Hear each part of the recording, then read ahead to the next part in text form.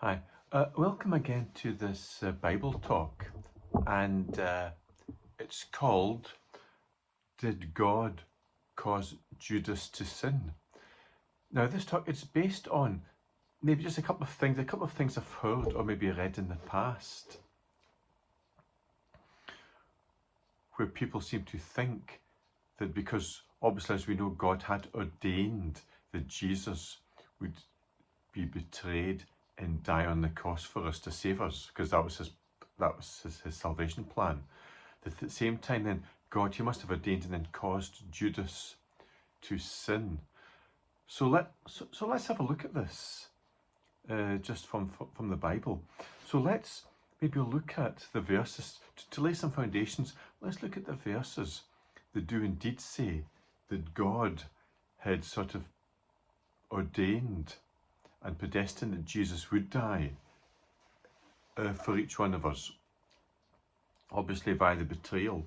So I'm going to read a few verses for that, and then we're going to look at the situation with Judas. Okay, so Acts 2, verse 20. Well, to put in context, I'll just read verses 22 to 24. Now, this is Peter preaching at Pentecost, up to just before 3,000 people get saved. So Peter's saying, "Ye men of Israel, hear these words. Jesus of Nazareth, a man approved of God among you by miracles and wonders and signs, which God did by him in the midst of you, as ye yourselves also know, him being delivered by the determinate counsel and foreknowledge of God, ye have taken, and by wicked hands have crucified and slain, whom God hath raised up, having loosed the pains of death, because it was not possible that he should be holden of it." So it talks about then the determinate counsel and foreknowledge of God. So God had obviously determined that Jesus, he would die for each one of us, obviously that way on the cross. Okay, let's have a look at Luke 22, verses 22. And it says, "As truly the Son of Man goeth, as it was determined, but woe unto that man by whom he is betrayed."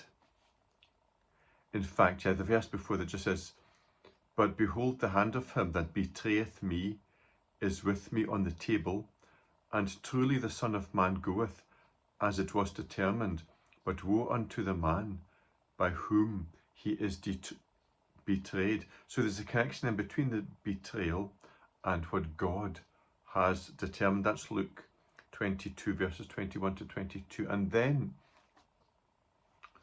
reading Mark 14, verses 21. Yes, because Jesus talking about, "One of you shall betray me." And they said, "Well, is it I, or is it I?"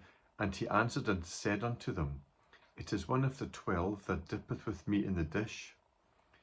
The Son of Man indeed goeth, as it is written of him, but woe to that man by whom the Son of Man is betrayed. Good were it for that man if he had never been born." So obviously Judas, in a sense, betraying Jesus, it was part of God's plan. It was the mechanism by which Jesus, he would go to the cross and he would die for each one of us. But we'll see how God didn't, because some people think, well, see, that means that maybe the extreme Calvinists, oh, well, see, that shows that God had caused Judas to sin. Well, I'll show you why it's not that. Because obviously in James 1 verse 13 says that, well, God, he's not touched by evil, neither can he tempt anyone. So God can't tempt anybody to sin because God's completely against sin. But there's something that gives us a bit of a clue here. And in one sense, it's not a nice thing to read, but I think it does help us get things into perspective. And this is about Mary anointing the feet of Jesus. It says, and she anointed the feet of Jesus and wiped his feet with her hair, and the house was filled with the odour of the ointment. Then saith one of the disciples, Judas Iscariot, Simon's son, which should betray him, why was not this ointment sold for 300 pence and given to the poor? This he said, not that he cared for the poor, but because he was a thief and had the bag and bare what was put therein. So it says that Judas, he was a thief and he stole from the bag. Now that was before he betrayed Jesus. So Judas, he already had this sinful disposition. It wasn't a question of, well, he was doing fine, he was exactly on a par with other disciples. Oh well, God took him out to cause him to sin. No, it wasn't that. We can see that before the betrayal, Judas already had this sinful disposition because he stole.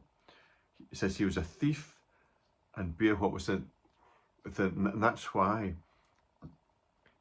he'd wanted the ointment to have been sold and then the money, because he'd have maybe had his hands on that money and they wanted to steal it. So there's obviously deceit and hypocrisy and theft. So Judas, he already had this sinful disposition, and obviously God in His sovereignty, He can arrange the chess pieces, because Jesus said, well, I've chosen you the 12 and one of you is a devil.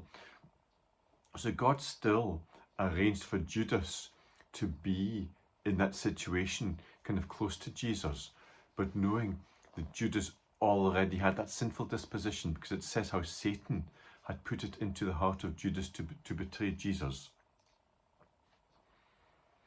So I say, so Judas, he was already sinful.